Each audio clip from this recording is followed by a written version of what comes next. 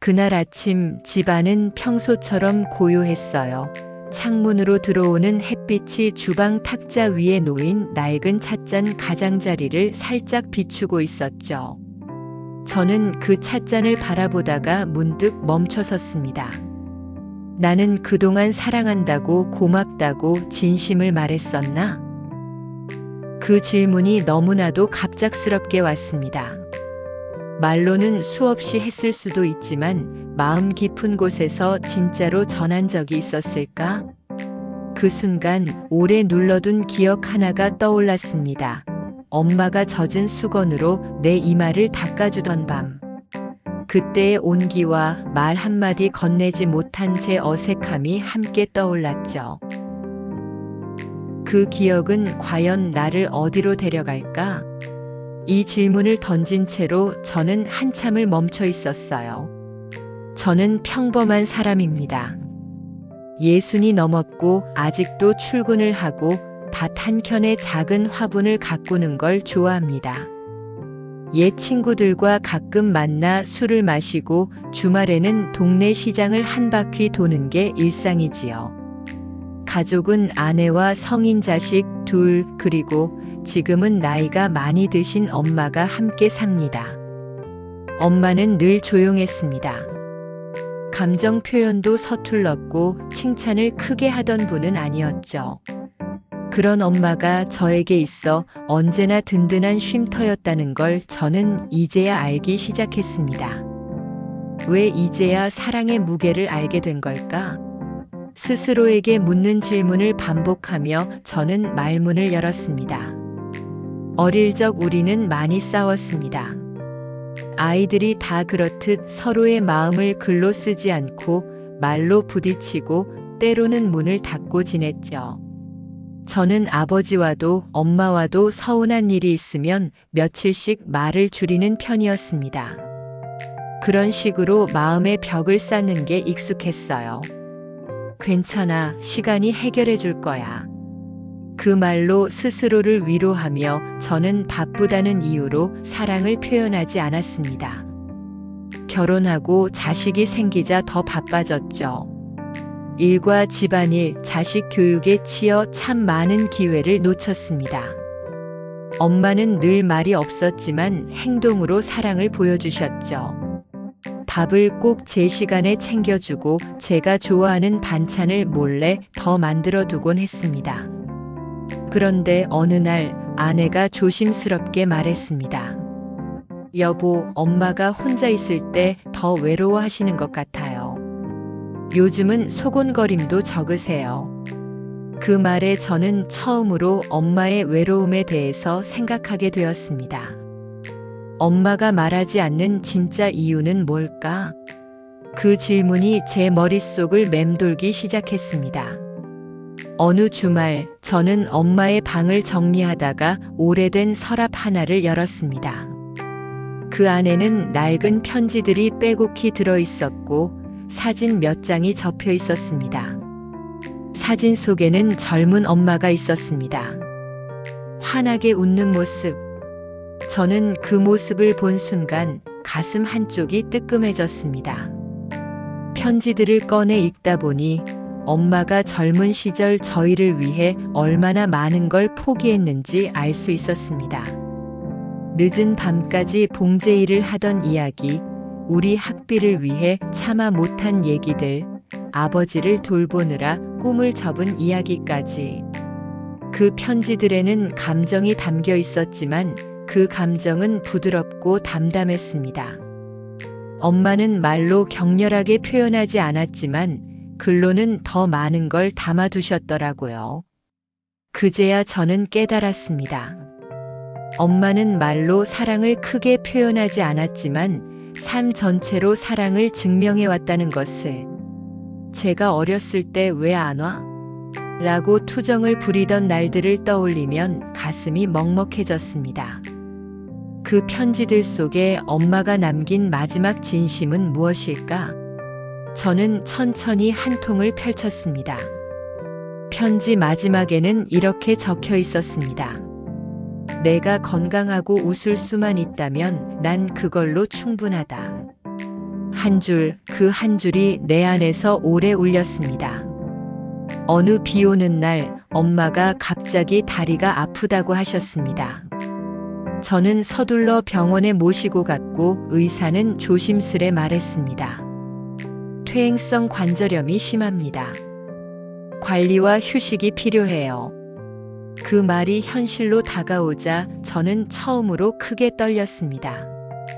엄마는 그간 저희를 위해 얼마나 많은 무게를 떠맡았는가. 그 무게가 이제는 엄마의 어깨를 누르고 있었습니다. 그날 밤 엄마와 마주 앉아 저는 말했습니다. 엄마, 내가 더 잘할게요. 미안해요. 정말 미안해. 엄마는 놀란 표정으로 저를 보더니 천천히 웃었습니다. 말 따위는 이제 됐다. 내가 이렇게 말해줘서 고맙다. 그 말에 저는 울컥했습니다. 말로 포장된 감사보다 함께하는 시간이 더 소중하다는 걸 그 순간 깊이 느꼈습니다. 우리는 앞으로 어떤 시간을 함께할까? 이 질문을 던지며 저는 작은 약속을 했습니다. 그리고 이 지점에서 만약 지금 이 이야기가 마음에 닿았다면 작은 응원의 표시로 좋아요 버튼을 눌러주시면 정말 큰 힘이 됩니다. 당신의 한 번의 클릭이 다음 이야기를 만들 수 있어요. 다음 날부터 저는 일상을 조금씩 바꿨습니다. 아침에 먼저 일어나 엄마가 좋아하던 된장국을 끓였습니다. 식탁에 마주 앉아 서로의 하루를 묻고 단란한 소소한 대화를 나누었습니다. 처음에는 어색했지만 그 어색함이 점점 사라지더군요. 엄마와 함께 걸으러 나가고 옛날 사진을 함께 볼 때면 우리는 웃고 때론 조용히 눈물을 흘렸습니다. 아내도 함께해서 집안은 더 따뜻해졌고 자식들도 소소한 일상을 챙겨드리기 시작했습니다. 사랑은 거창한 이벤트가 아니라 매일의 작은 실천이라는 걸 새삼 알게 됐습니다. 작은 실천들이 쌓이면 관계는 어떻게 달라질까? 저는 그 변화를 지켜보며 메모를 해두었습니다. 어느 저녁 엄마는 앨범을 들고 와서는 저에게 말했습니다. 내 아버지와 내가 너를 키우느라 참 많이 힘들었단다. 그런데 내가 크는 걸 보는 게 우리에겐 큰 기쁨이었다. 저는 그동안 쌓인 말들을 털어놓기 시작했습니다. 엄마, 저는 예전에 내가 늘 바쁘다고 느꼈어요. 그래서 섭섭했어요. 미안해요. 엄마는 미소 지으며 손을 잡아주었습니다. 그랬구나. 그런데 넌 이만큼 잘 자라줬잖니.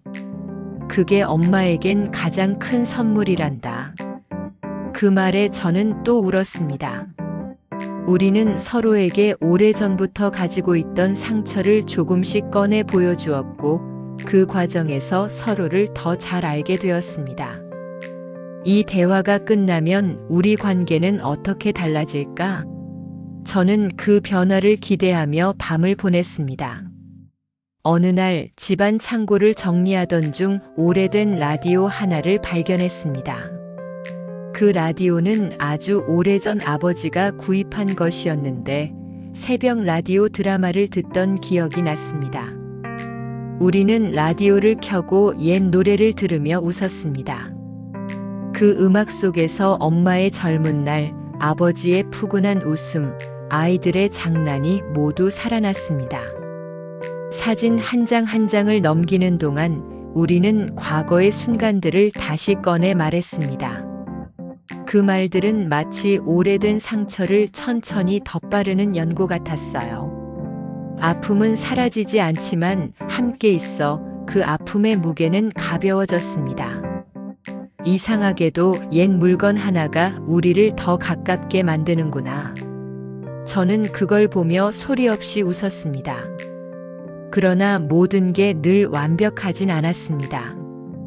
어느 날 엄마가 갑자기 어지럼증을 느껴 병원 응급실에 실려갔습니다. 의사는 큰 문제는 아니라고 했지만 가족으로서는 크게 놀랄 수밖에 없었죠. 병원 복도에서 우리는 서로를 마주보며 다짐했습니다. 더 자주 이야기하자. 더 자주 안아드리자. 그 다짐은 말로는 쉽지만 실제로 실천하는 건 다른 일입니다. 하지만 그 사건은 우리를 더 결집하게 만들었습니다. 우리는 이 위기를 어떻게 넘길까? 저는 조용히 손을 모았습니다. 퇴원 후 엄마는 더욱 천천히 계단을 오르내렸습니다. 우리는 집 안을 손봐드리고 욕실 난간을 설치해드렸습니다.